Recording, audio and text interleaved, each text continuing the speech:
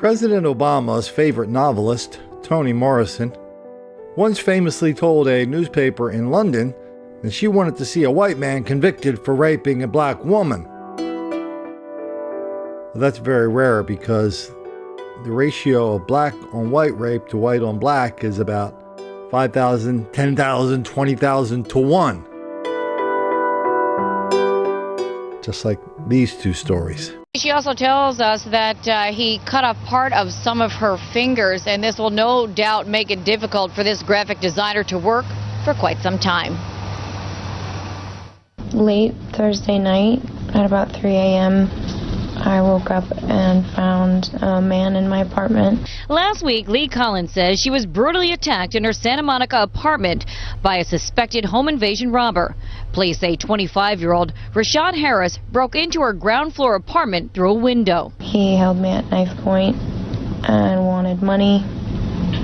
I gave him money and he attempted to rape me. In a social media post, the 20-something graphic designer talks about how she managed to fight him off, but not before he gave her a black eye and stabbed her several times in the forehead and arms. I have another maybe 4 or 5 inch stab wound on my forearm, my right forearm. Another about the same length and width on the back of my left tricep.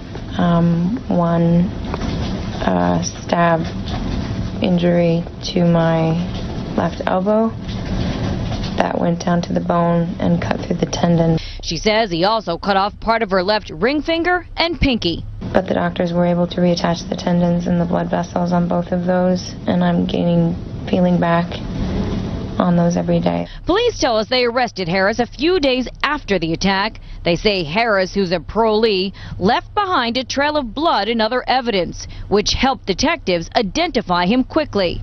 Meantime, Collins assures friends and family from her hospital bed that she's healing and going to be all right. I have a room full of people around me, of people that I love very much, and they're helping. And they've been amazing, and I wish I could be with all of you. And Harris has been booked on several charges, including robbery, attempted rape, kidnapping, and assault with a deadly weapon. I know the people who watch these videos don't really like when we see intense videos like this. It's just a fact. People would rather see softer videos, even though nobody's down with the black crime and violence wildly out of proportion. Nobody's down with the fact how reporters and public officials are in denial, deceit, and delusion about it. People just are loath to hear these stories like the one from Santa Monica or this one from Dallas, just as nasty as you can get. We could do a hell of a lot more of these stories if we chose. But we don't. For the reason I just told you. Even so, every once in a while we have to remind people what is going on out there, what the stakes are, who are the targets, who are the predators, and it's entirely different than what we see on television, where their main goal is just reporting the news without making the black kids angry.